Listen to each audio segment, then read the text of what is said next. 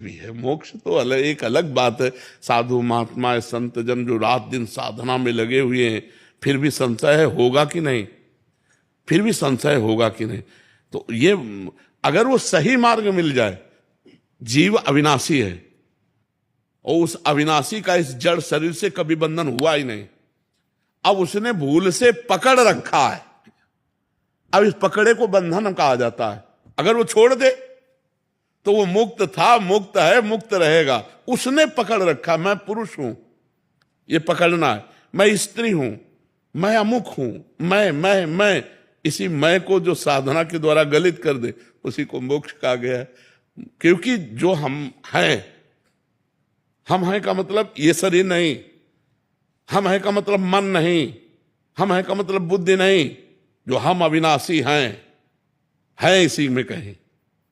जैसे आप प्रवीण हो लेकिन कै साल के हो, शरीर कै साल का है? 47। 47 वर्ष में एक सेकंड भी आप अपने से नहीं मिले। बस शीशा में देखकर इसी को आप अपने मानने लगे और इसी की पदवी को आप अपना मानने लगे, लेकिन एक सेकंड भी आपने अपने को नहीं सोचा कि मैं हूं कौन। 47 वर्ष हो गए 3.5 हाथ के घर में रहते हुए और 47 सेकंड आप अपने में नहीं बैठे कि मैं कौन हूं। अगर बैठ जाओ तो मुक्त हो गए। बस उसी का ज्ञान है, सारा का सारा ज्ञान उसी का ज्ञान है। समझ पा रहे हो आप ना?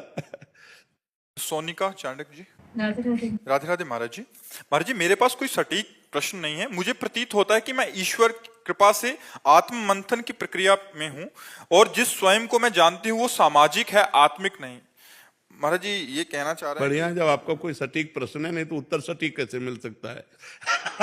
जब वास्तविक सटीक प्रश्न नहीं है इसलिए सटीक उत्तर इसका नहीं है। महाराज जी कह रहे हैं कि अपनी स्थिति समझ नहीं आ रही कि मैं ठीक हूं। वो स्थिति क्या जो समझ में ना, भोजन हम पाएंगे, पड़ोसी बताएगा कि तुम्हारा पेट भर गया है। वो तो अपने को अनुभव में आता है कि हमारी स्थिति क्या है। जब सतमार्गी नहीं तो स्थिति क्या है? कह रही लेखिका हैं, जब लिखते हैं तो इतना सुंदर ज्ञान लिख देते हैं, बट अभी यात्रा अहंकार चित्त भावना को समझने की प्रतीत होती है। तो अहंकार हर समय कभी इधर ले जाता है, कभी उधर। हाँ, आप सही मार्ग पकड़ रहे हो कि ये सारा खेल अहंकार का, उसी को मिटाने के लिए सतमार्ग की साधना होती है।